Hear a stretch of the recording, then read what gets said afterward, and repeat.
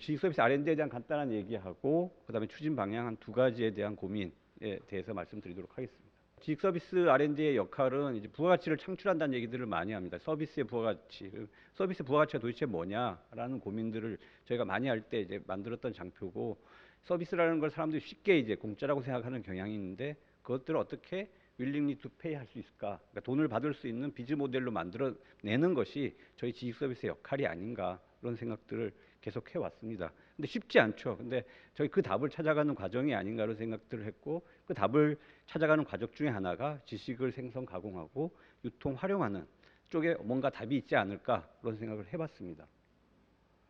뭐 서비스 R&D에 대해서는 뭐 여러 가지가 있지만은 우리나라가 서비스 R&D가 잘 되고 있다라고까지 하기는 조금 어렵습니다. 그러니까 글로벌리 이제 OECD 비교를 해보면 우리나라는 아무래도 조금은 낮은 축에 속하고요.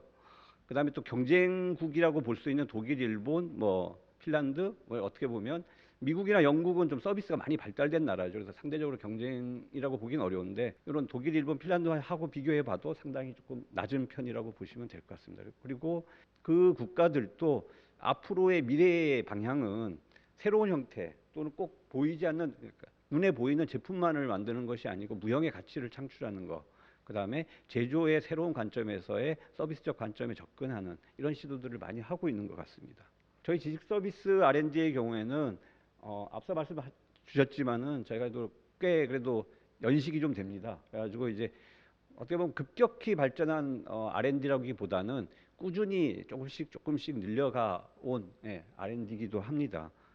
그래서 최근에 이제 4차 산업혁명, 그 다음에 이제 코로나를 맞이해가지고 비대면 서비스라는 측면에서 R&D 규모가 조금씩 커져서 올해 같은 경우는 한 600억대 R&D를 하고 있고요. 올해 이제 신정부 과제로 신성장 동력 확보를 위한 서비스 경제 전환의 촉진이라는 말이 들었는데, 이게 서비스라는 쪽에서 국정 과제로 들어간 경우는 거의 처음이라고 합니다. 그래서 저희들도 이제 좀 이런 부분을 잘 바탕으로 해가지고 꾸준히 좀 발전시키는 게 목표가 아닌가, 그런 생각들을 하고 있습니다.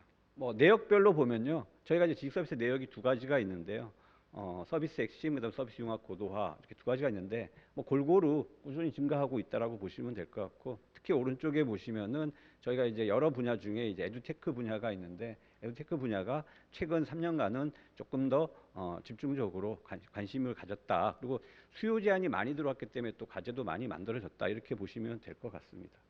과제의 형태는 일반적인 과제는 연 10억 정도, 3년에 연 10억 정도 과제의 형태를 가지고 있고요. 그거 외에 좀 독특한 것들은 원천적인 기술들을 조금 개발하는 과제들도 있습니다. 저희들도 이제 원천적인 거에 대한 고민들이 있고요. 어떻게 보면 서비스 방법론에 대한 연구 같은 것들도 지식 서비스에서 좀 더 많이 고민을 해야 되지 않나, 이런 부분들이 있고요. 두 번째는 저희가 뭐 다 기술에 대한 고민들을 하고 과제를 RFP를 내기보다는 어떻게 보면은 수요사들의 아이디어, 창발적인 아이디어를 최대한 활용하는 쪽 접근의 비하 연경 과제.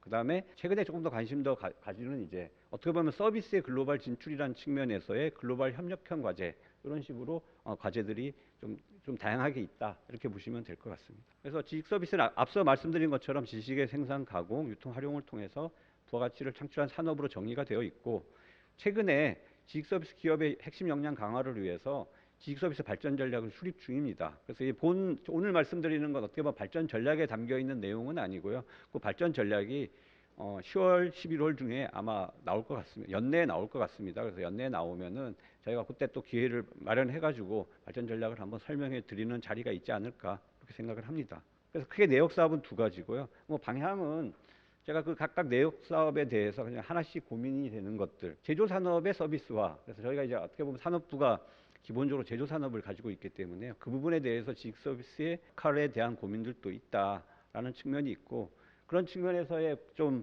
어떻게 보면 유형의 상품과 무형의 서비스, 그 다음에 고객이나 어떻게 보면 근로자의 경험들을 어떻게 녹일 것인가에 대한 고민들이고요.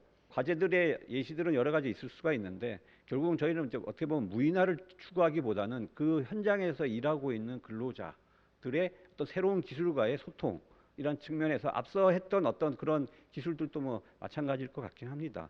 또한 공급자 중심이라기보다는 수요자 중심, 또는 작업자 중심, 그래서 일하는 사람의 중심으로 뭔가 또 사람 중심으로 조금 더 새로운 기술들을 적용하는 것들이 하나의 또 고민이 아닌가 그런 생각들을 해봤고요. 크게 두 번째는 이제 새로운 것들을 창출을 어떻게 낼 거냐, 새로운 서비스들을. 그럼 새로운 서비스가 어떤 식으로 창출이 될 거냐에 대한 고민들이 있고, 이건 참 정의하기가 어렵습니다. 굉장히 새롭게 만들어지는 것들이 너무 많고, 그래서 새로운 용어들이 있습니다. 뭐 비즈테크, 뭐 리빙테크, 그다음에 또 교육은 요새 에듀테크라고 하죠. 그래서 이런 부분에 대한 새로운 정의나 그 부분에 대한 어떤 방향성, 이런 부분들은 이제 발전 전략에 담아서 말씀을 드리려고 하고 있고요. 특히 에듀테크 같은 경우는 최근에 몇 년간 지원을 많이 했는데, 앞으로는 이제 좀 더 K-12를 저희가 하기보다는 훈련이라든가 그다음에 평생교육이라든가 조금 더, 그다음에 또 교육산업의 어떤 글로벌의 진출이라든가 이런 쪽에 조금 더 포커스해야 되지 않을까, 이런 생각들은 조금 하고 있습니다. 예를 들면은 집이라는 공간을 갖다 놓고 어떤 디지털 트윈 기술을 적용하는 어떤 리빙테크라는 접근도 있을 수가 있고요. 그 다음에 이제 마이스 산업에서의 어떤 포스트 코로나 대응을 위한 어떤 접근, 이런 것들도 아마 예시로 있지 않을까. 그래서 이런 과제들이 저희들이 이제 하나씩 진행되고 있는 과제라고 볼 수 있을 것 같습니다. 마지막으로 이제 글로벌 협력에 대한 얘기인데요. 그래서 글로벌 협력에 대한 과제들은 많이 내고 있지는 않습니다. 근데 저희가 이제 기본적으로 내역별로 하나 정도씩은 내고 있는데, 글로벌 협력의 유형은 크게 두 가지인 것 같습니다. 하나는 만들어진 기술 개발의 결과물이 해외에서 실제로 실증되는 사례를 만들어내는 게 있고요. 또 하나는 원천적인 기술들을 우리가 갖고 있지 않거나 아니면은 같이 협력을 하면 좀 더 나아질 수 있는 분야가 있다면, 그런 분야는 같이 이제 기술 협력을 통해 가지고 새로운 결과물들을 만들어내는 접근, 뭐 이런 것들이 있지 않을까, 그런 생각을 또 해봤습니다. 뭐 이렇게 정도 말씀을 드렸는데요. 저희가 이제 한 달 전에 과제 3차년도, 그러니까 3차년도 하시는 과제사 분들하고 한번 미팅을 했어요. 그래서 저희가 지식 서비스 과제가 매년 이제 롤링되는 과제가, 뭐 올해 같은 경우는 85개 과제가 지금 롤링되고 있는데, 3차년에 도달한 과제가 34개시더라고요. 그래서 3번에 걸쳐서 한번 미팅을 했었습니다. 그래가지고 만났는데, 그분들이 알고 보면 가장 불행한 R&D, 불행하다라는 표현이 별로 좋은 표현은 아닌데요. 왜냐하면 R&D를 시작하자마자 코로나가 터져가지고 코로나가 안 끝나고 R&D가 끝나는, 그렇게 되신 과제인데, 그래서 거기서 과연 결과물이 잘 나올까, 그런 생각 솔직히 했어요. 그래가지고 같이 토론을 하면서, 야, 여기는 이렇게 과제 결과가 쉽지 않겠다, 그런 생각을 했는데, 의외로 토론을 해보니까 발표를 하고 어떤 게 나왔다 이런 얘기들을 하시는데, 생각보다 좋은 결과들이 나왔더라고요. 그래서 아마 1차년은 대부분 힘들었던 것 같아요. 근데 그 뒤부터는 새로운 방법론을 찾고 좀 더 고민을 하고 이렇게 하면 좀 좋겠다, 또 다른 사람들을 만나고, 아마 그런 접근을 하신 게 아닌가, 그런 생각이 듭니다. 그래서 여기 계신 분들도 앞으로 또 좋은 결과를 만들어 주시기 위해서 좀 해주시면 좋을 것 같습니다. 예, 감사합니다.